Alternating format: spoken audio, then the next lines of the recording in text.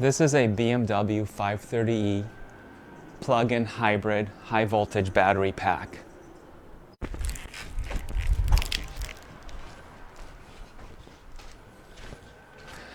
When I bought it for $900,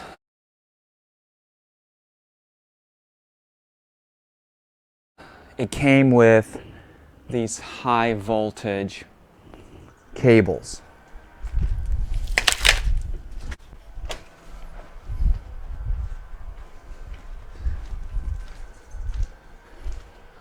I also made sure to get this pigtail or dongle for the communication port. There are two connectors on this battery. One is for the orange high voltage cables and the other one is for the intelligence or communication. This is how you talk to the CAN bus and you provide voltage to turn on this battery pack. So I also managed to get that.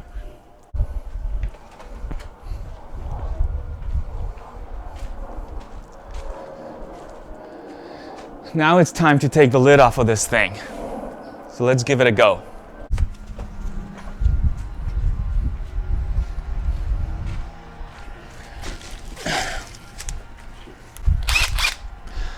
I think it's held on with 427 screws. Oh, sorry, 512 screws.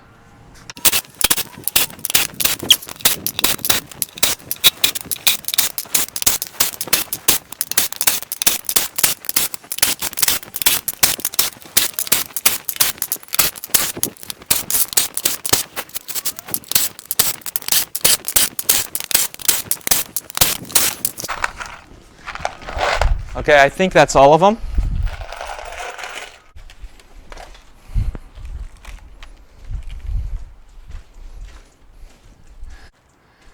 This is a good old-fashioned multimeter.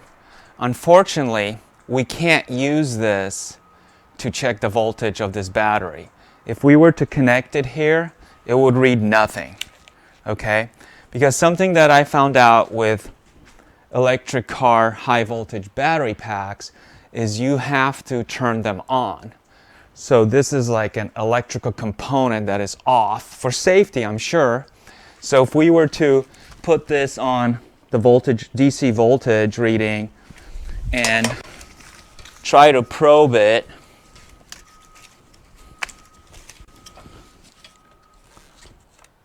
we're not going to get anything, okay? It doesn't read anything. So I'm going to try to show you this.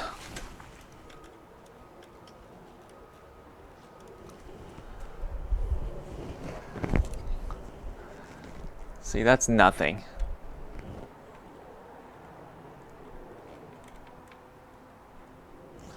Doesn't read anything, okay? Because it's not turned on.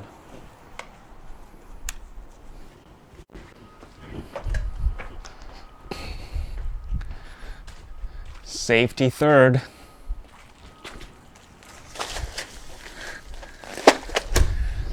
So this is a high voltage battery. Obviously it's incredibly dangerous. It's 360 volts, assuming it's fully charged. So even if this was drained, it would still probably have enough voltage to kill somebody or seriously injure them. So I'm going to use a rubber mat and I'm going to try to lift off this case. I'm trying my best here to get you in here so you guys can see what is going on. It's kind of hard being a one-man circus act, but let's give it a shot. This comes off easily, seems like.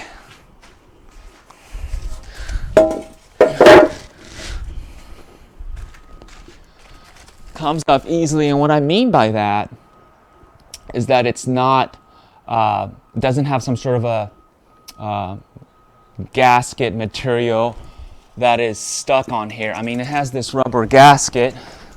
Okay, I'm just pulling this off to show you. So it has that rubber gasket, but it doesn't really have any type of, you know, like the silicone type of gaskets that you've seen people use chisels to pry open the Nissan Leaf battery packs or the Teslas. So one of the first things I learned about battery packs is that they don't just contain batteries. I mean, obviously they contain batteries, or what we've learned are called battery modules, but they contain other components as well. I would say they contain about 3 or 4 components that are very important. I'm going to go get a pointer here.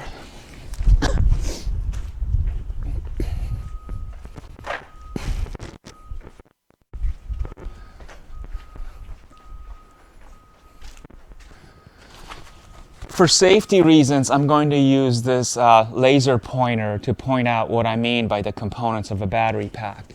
So obviously we have the cell modules, as we're calling them. So there's 1, 2, 3 underneath, 4, 5, and 6 underneath.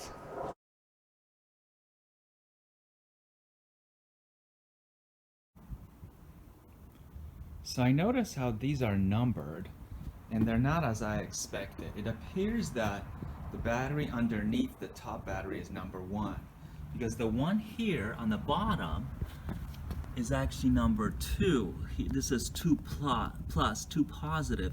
I know it's upside down. I'm just keeping it this way for reference. Then if we look on top, the top one says 3 negative on this side, and it says 3 positive on this side. Okay, so again, it looks like we have 1 on the bottom, 2 in the front, and 3 on top. And then if we look over to the other side, this side picks up what I think is on the bottom. I'm sorry, on the top here. This one picks up on the top here with a -4, or 4 negative, 4 positive. Then we have on the bottom, we have no marking on this side, but this says 5 negative, and we can only assume that 6 is underneath. So again, on the left side, it would be on the bottom, would be number 1, front 2, top 3, then over to the right hand side for 4 on top, 5 in the front, 6 on the bottom. So as I was saying, a battery pack contains more than just batteries. In this particular one, we have 3 or 4 components really. We have the cell modules, obviously, that's one. The second very important component in here, we have the pre-charge circuit.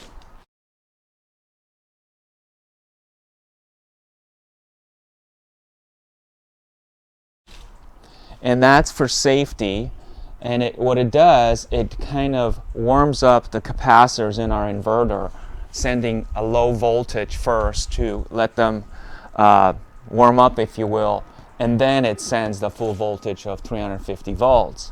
I think this here is the pre-charge circuit, and here we have the third component, which would probably be the BMS, battery management system, or insurance, if you will. Okay, so I want to just take some close-up videos of the BMS. So on this side, in the front, it's difficult to see, but that front connector here, this vertical connector, it doesn't have all the pins, seems like it only has a few. Okay, that one runs from the front here. I think this is all low voltage, black wire. So it runs from there into this box, and I'm thinking this might be CAN. I haven't done enough research yet, but then you can see one of the wires runs here to this black box, which maybe is the slave PCB for the BMS, and this is like the master. And then another one runs here on this side, and it looks like it comes in here. So one thing that's pretty neat about these batteries, they're very modular, and these slave BMS modules or boards or gizmos can be mounted on top here like you see, or they can be mounted on the side, okay? They can be mounted on the side. It's the exact same module from what I understand, and it gets mounted on the side, okay? And if we look here, so this one is mounted on the kind of the inside of the box, so the right side of the battery. But on this side, it's sort of reversed, but I think it's the exact same module here, okay? Whereas on this side, the high voltage is up top. Here the module is just reversed, the high voltage is on the bottom, all right? And then this is the low voltage black cable for BMS communication, all right?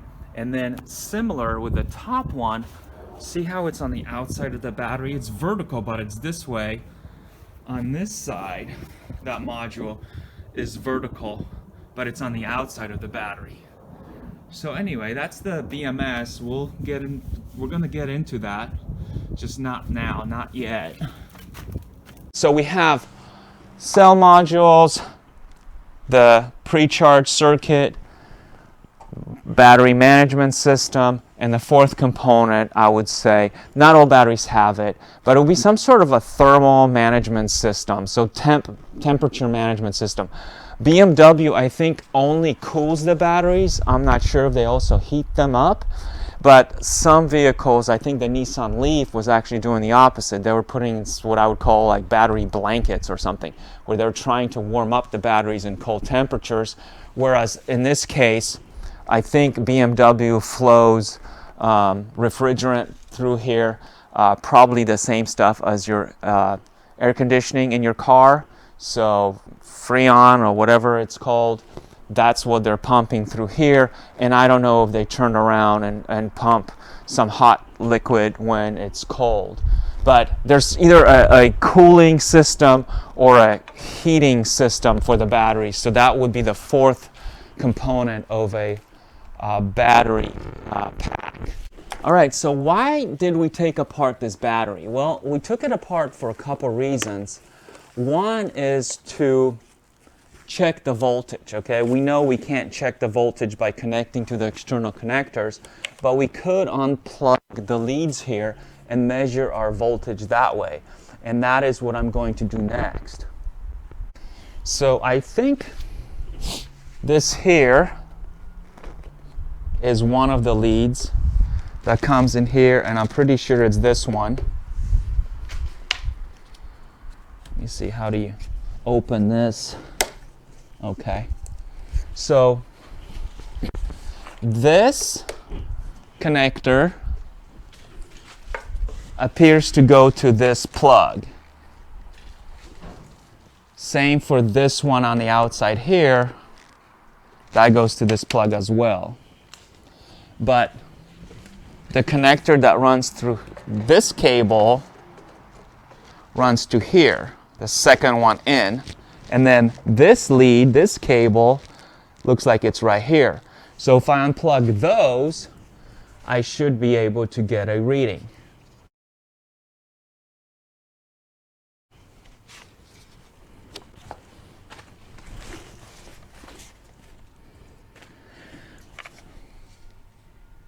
How do you unplug them?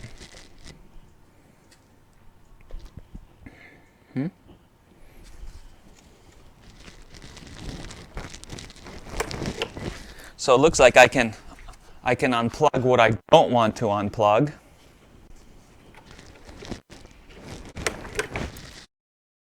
So these two that I just unplugged, they go to this front connector, front plug, okay?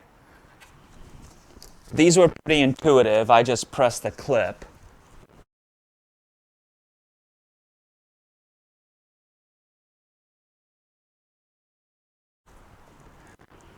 Now, I still can't just take my leads and connect them to where I unplugged these from, because this is a safety device. Think of it as a big switch or a big relay. I think the big ones are called contactors. And you literally need a small battery. You need a car battery to turn on a high voltage battery. That's one of the things that when I first discovered that, I thought, what? You know, I mean, this has voltage. Why can't you just use its voltage?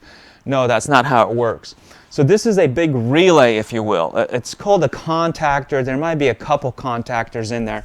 So they're still, I don't know if it's open or closed, but they're not making a connection right now. It will not work if we just take our leads and try to touch them here, okay? Oh, it appears this is negative on this side, and on this side it's positive. So they are labeled.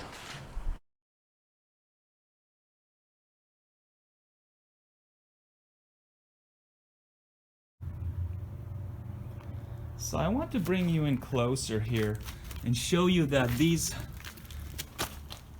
cables that I just unplugged are actually labeled. So on this side you can see that says negative, and on this side you can see that says positive. Okay? And what we're going to do now is we're going to try to unplug this guy, which runs all the way across here, and it looks like it goes to the other side.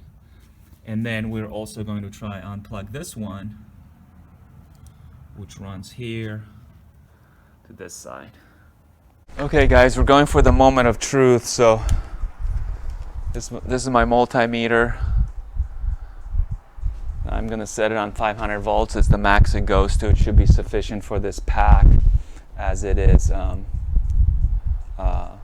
only 350. Earlier I pointed out what's negative, what's positive. So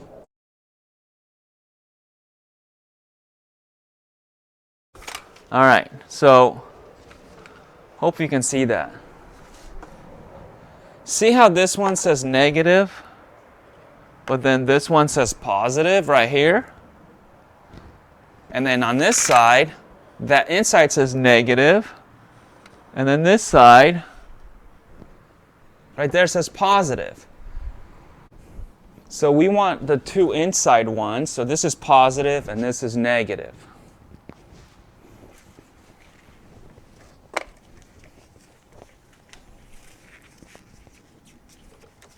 So this side here will be positive, and this side here is negative. And there's our reading. We have 346 volts on this pack.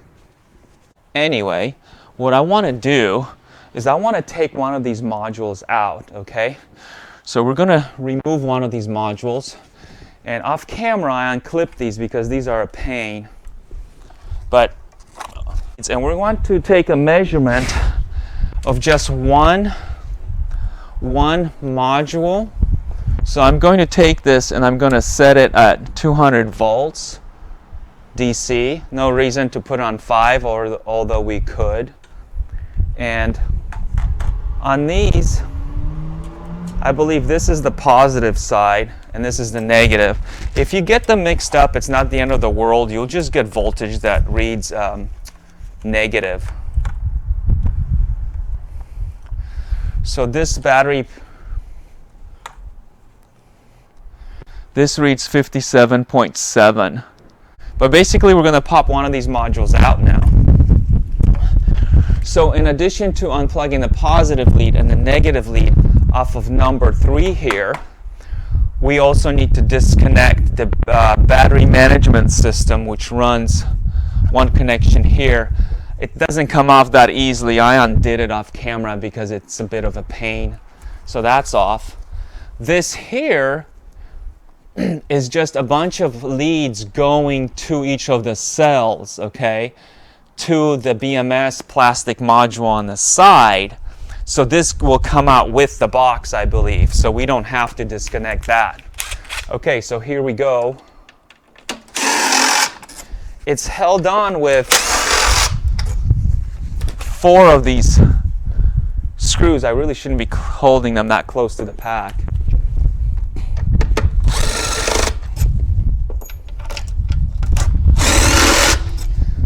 And if I haven't said it already, I'm really liking this pack. I think it's very modular. It's really well built. So let's pop one of these cell modules out, and we're gonna weigh it.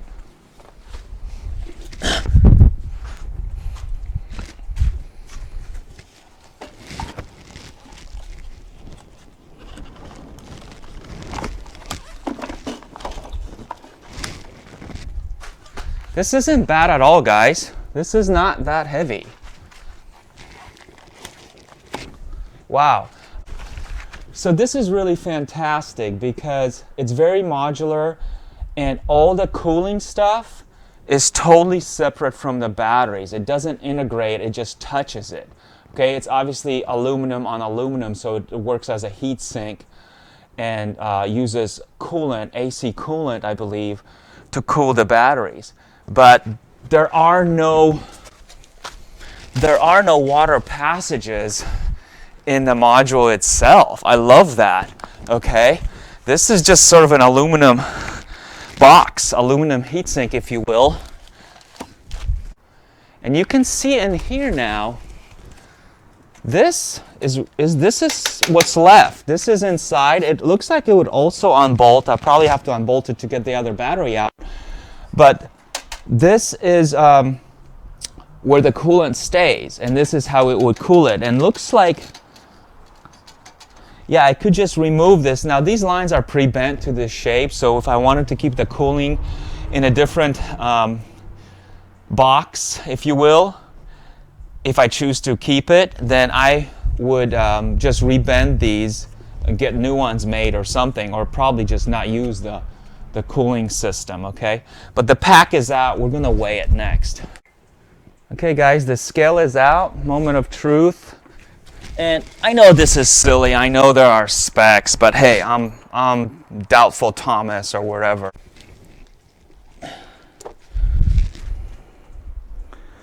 So 27.7, okay?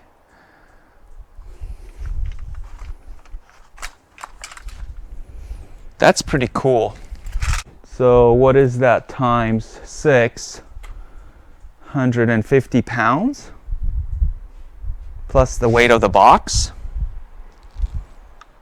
So guys, that's about it for this video. I just wanted to take a measurement and learn a little bit more about the connections and what's what. But I'm going to research what 346 volts means on a 351 volt pack. We're not measuring this under load. This is like resting or sitting voltage. So, but I mean, it's pretty high up there, so we'll see what that means. And yeah, this is one way to check it. Now, there is another way to check actually every cell. And we're going to try to do that using something called a GMCe. I hope I'm saying that right. So I've ordered one of those on Amazon, and reading up on this on openinverter.org. If you guys are interested, check it out. They have a really good write-up on the BMW plug-in hybrid battery packs. And there's an ongoing project when the guys are trying to reverse engineer this, and a gentleman by the name of Tom is sort of the main guy on that. He's really talented, and he's reverse engineered and made and wrote his own BMS battery management system. So yeah, I'm gonna try to do another video where I actually dig deeper and we would actually connect into the battery and get more detailed readings. But for now, this is it, you know. I hope the audio was better. I know I've been making really horrible audio videos. I apologize. I'm trying to figure out this mic. I think I finally figured it out. So hopefully the audio is better. Thanks for watching.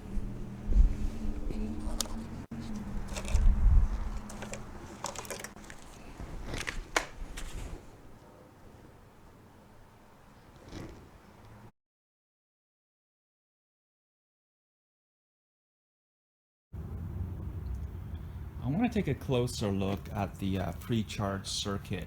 Now this is all kind of encapsulated. It's literally what I call a black box solution. Not a big fan of those because you don't know what is going on. but I'm sure this is for safety. Anyway, this whole box here, I'm going to be careful not to touch it, although it is disconnected, is the pre-charge circuit, and inside there we'll probably find one or more contactors, which are like huge relays that can handle a lot of voltage, and basically they're just switches, like switches that use low voltage 12 volts to flip a much bigger, more powerful switch and allow the high voltage to go through. So this is kind of what I was trying to explain earlier, how confusing it is. On the outside that says negative, on the inside this side says positive. Then we go to this side here, and on the outside it says positive, on the inside it says negative. It's hard to see in there. And that confused me because I was trying to connect the multimeter to that to the leads that I pulled off of that pre-charge circuit box, and what I got was negative voltage because I had my polarities reversed, because I didn't notice that it's negative on the outside, positive on the inside, and on this side it's the opposite, positive on the outside, negative on the inside. And apparently the inside ones are the leads that come in from the batteries themselves. Now, looking at some of these stickers for part numbers so we can maybe get proper part names for what those things are. It's hard to see. But yeah, so that's, on this side is the pre-charge circuit, main contactor, maybe some relays or fuses, what have you. We'll try to tear into that box, hopefully reuse it in our EV conversion.